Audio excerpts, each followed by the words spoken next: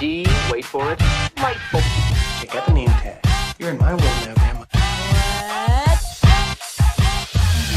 What's up, nerds? So if you're watching this, this is my review for Sweet Girl, which is streaming on Netflix.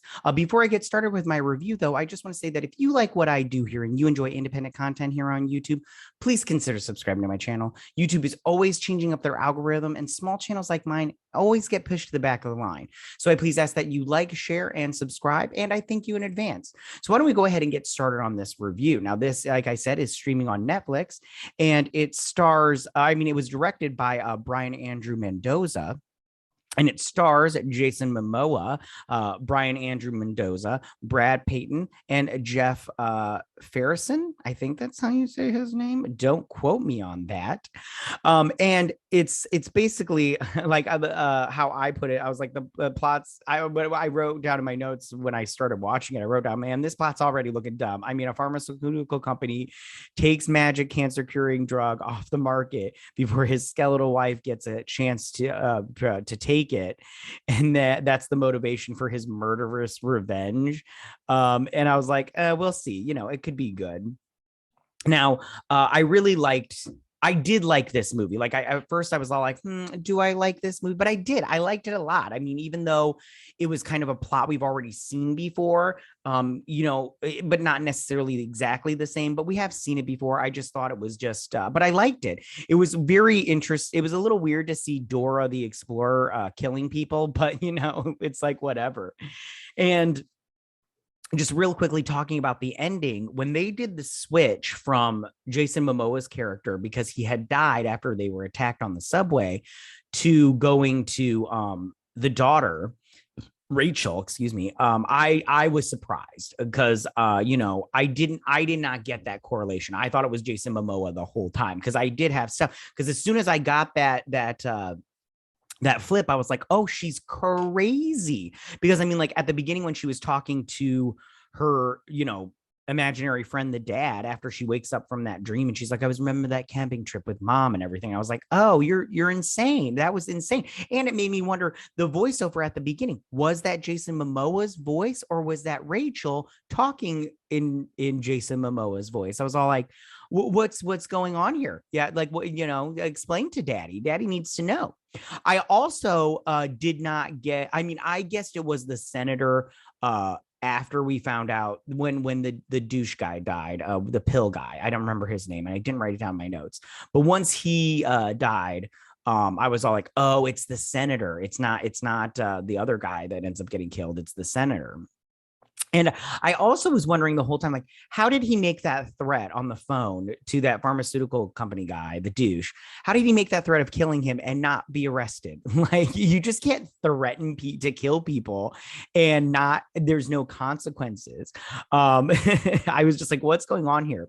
However, I did like the action sequences. I thought they were very good and very realistic, especially with the fight sequence with Rachel and that assassin guy. Even though I personally thought that the assassin guy would have won in real life, I like that they didn't do what Hollywood likes to do, where they are where they have women fight men, and the women are just kicking the men's butt left and right, and and it's like, that's not physically possible. Like, women are smaller than men are stronger. That's biology. But what I liked was when they were fighting at the end, and she uses her feet on that fountain and she pushes off to use his body weight against him. I was like, this is realistic. She's not winning. She's not a Mary Sue in this fight. She's not winning, but she's doing her best, and she's, going at it. When she comes back to life, it was a little weird for me, but I was like, whatever, it's fine. Cause I honestly felt like he would have won, because he drowned her and everything.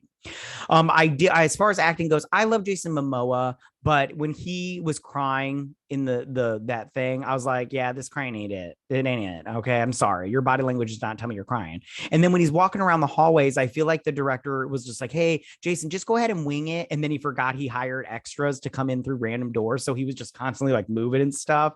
And then it I was getting Hagrid vibes, and he was just like lumbering around and everything.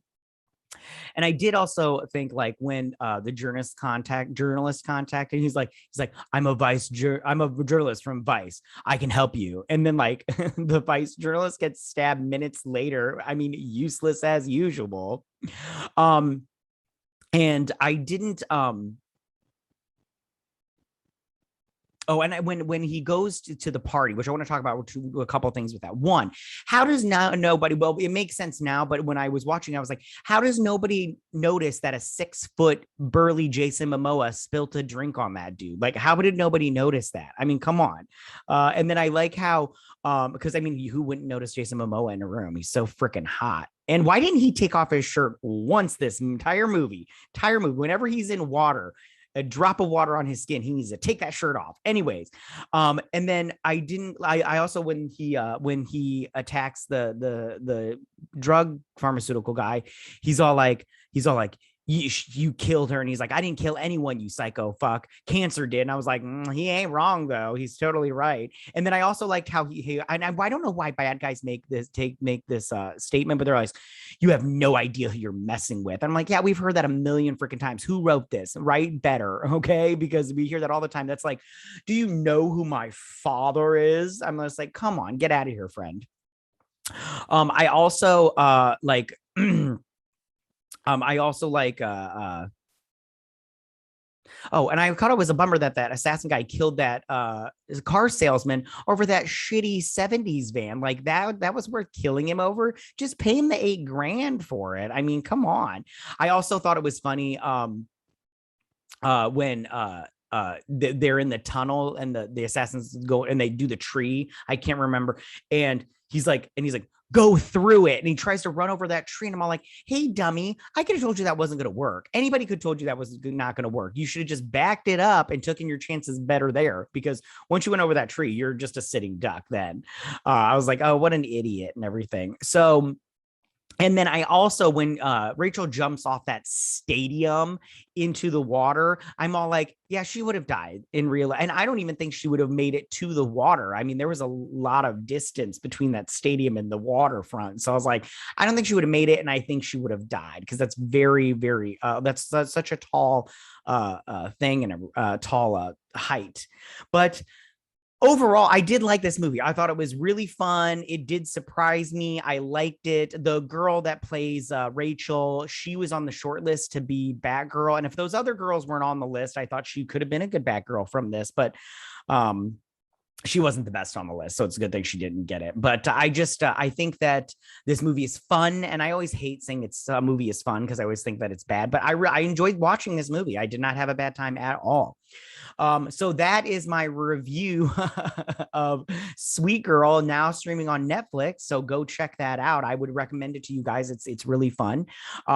If you like this, if you liked this movie, tell me what you guys thought about it. If you liked it, if you didn't like it, what was your favorite part? Were you surprised by the switch and everything?